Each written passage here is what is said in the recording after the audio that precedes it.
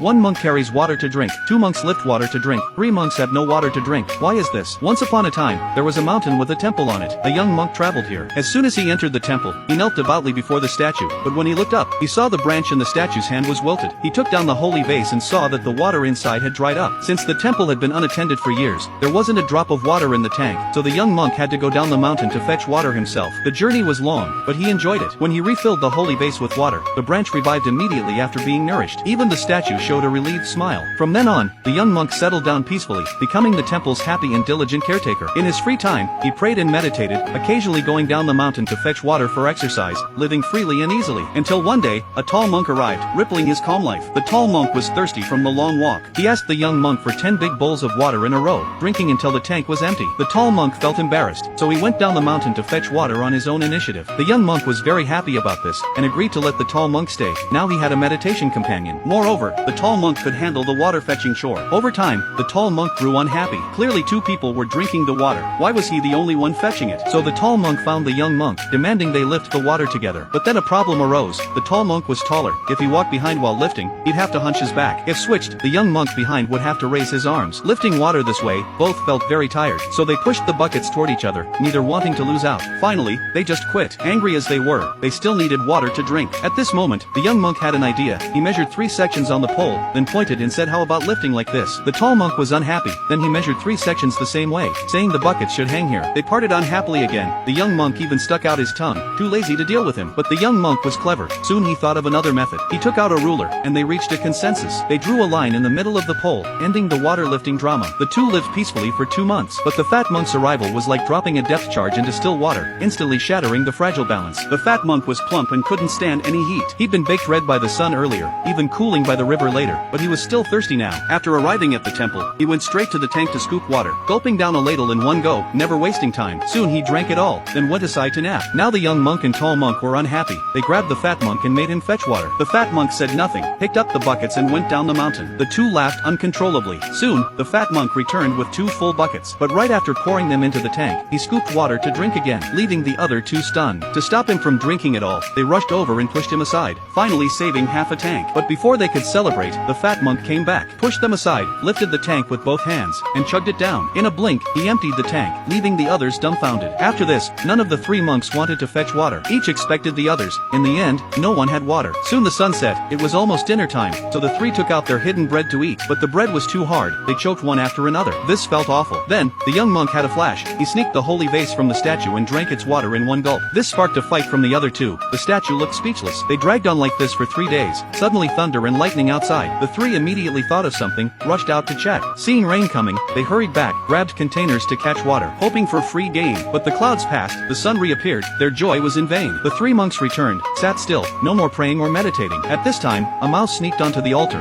boldly gnawing the candle. It accidentally ignited the nearby curtain. The fire spread quickly. The 3 still didn't notice, until smoke filled the temple. The 3 monks finally realized, scared and unsure what to do. After a while, they reacted, needed to fetch water to extinguish the fire. To protect their shared home, the 3 set aside prejudices, united to fetch water and fight the fire. It seems only in crisis, they could drop selfishness and unite. In the chaos, the tall monk mistook the young monk for a bucket, threw him forward. Luckily, the fat monk noticed in time, pulled him back, saving the young monk from the fire. And with their help, the young monk recovered his soul. But the temple fire raged on. The 3 cooperated fully, no longer caring who did more. Working together, helping each other, after fetching hundreds of buckets, they finally put out the temple fire. After this crisis, the 3 monks realized they were a group. They dropped prejudices, shook hands and made peace. From then on, they managed the temple orderly. Moreover,